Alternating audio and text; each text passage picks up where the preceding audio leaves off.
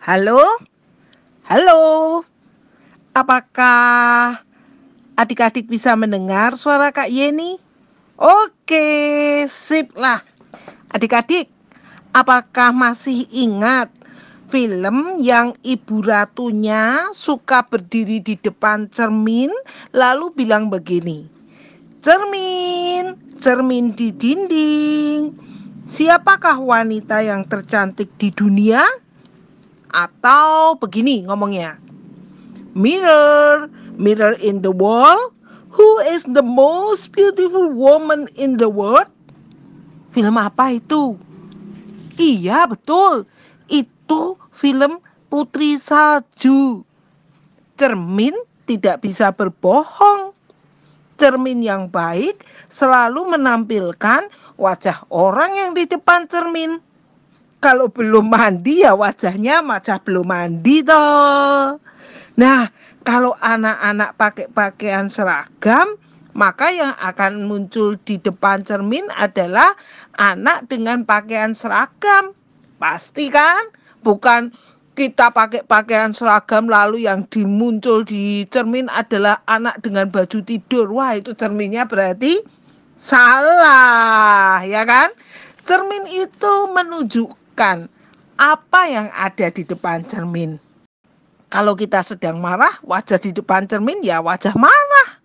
Nah, Kak Yeni hari ini ingin mengajak adik-adik membaca satu ayat Alkitab, yaitu 2 Korintus 3 ayat 3. Yuk, dibuka yuk. 2 Korintus 3 ayat 3. Bisa? Nah, adik-adik yang kelas besar, silahkan membaca bergantian kata dengan Kak Yeni.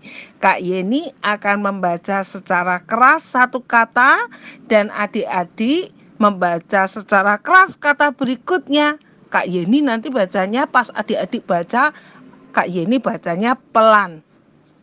Ya, oke? Mulai siap?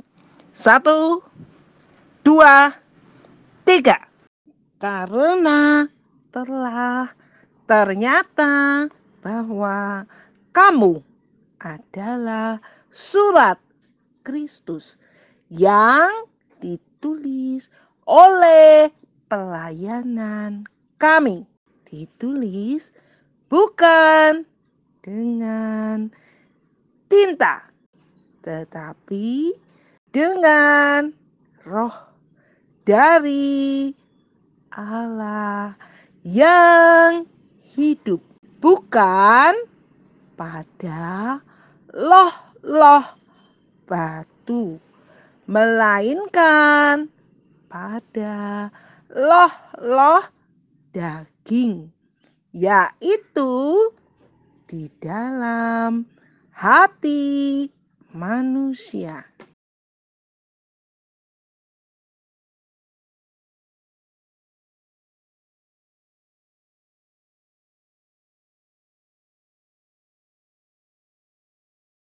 Rasul Paulus menyampaikan kepada jemaat, yaitu orang-orang yang percaya pada Yesus di Korintus, bahwa setiap orang yang percaya pada Yesus itu seperti sebuah surat yang terbuka. Artinya, kemana dan di mana saja berada akan dapat dibaca orang lain, karena suratnya terbuka, tidak ditutup. Apa artinya? Artinya, setiap orang-orang yang percaya pada Tuhan Yesus itu harus menjadi surat yang dapat dibaca oleh orang lain.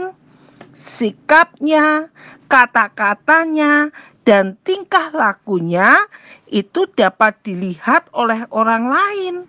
Nah, masalahnya bagaimana sikap dan kata-kata kita? Bagaimana tingkah laku kita?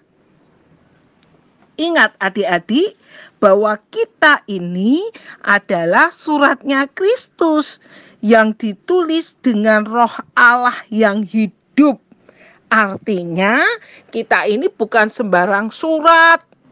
Kita ini adalah suratnya Tuhan. Jadi hidup kita ini tidak boleh sembarangan. Kalau kita ini adalah suratnya Tuhan, maka isi hidup kita ini harus penuh kasih, sukacita, dan semangat. Seperti cermin, apa yang ada di depan cermin itulah yang muncul gambarnya. Demikian juga karena kita ini suratnya Tuhan yang ditulis dengan roh Allah yang hidup, maka kita harus mencerminkan kasih, sukacita, dan semangat. Nah, pertanyaannya lagi, apakah sikap, kata-kata, dan tingkah laku kita mencerminkan kasih, sukacita, dan semangatnya Tuhan?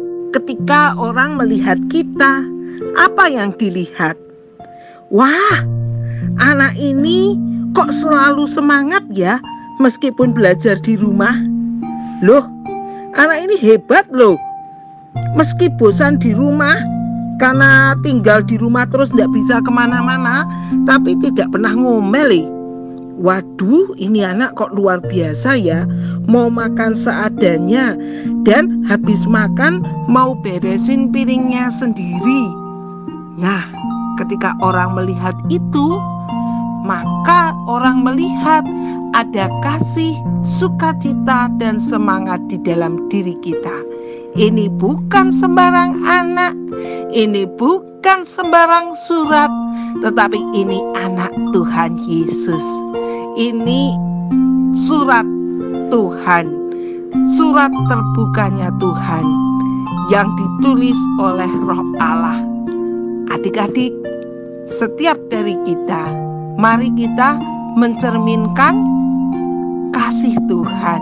Mari kita mencerminkan sukacitanya Tuhan. Mari kita mencerminkan semangatnya Tuhan. Nyatakan Yesus dalammu. Nyatakan Yesus dalammu. Sampaikan firman dengan hati teguh. Nyatakan Yesus dalammu. Oke adik-adik, selamat menjadi surat Kristus yang terbuka. Tuhan Yesus pasti memberkati. Bye-bye.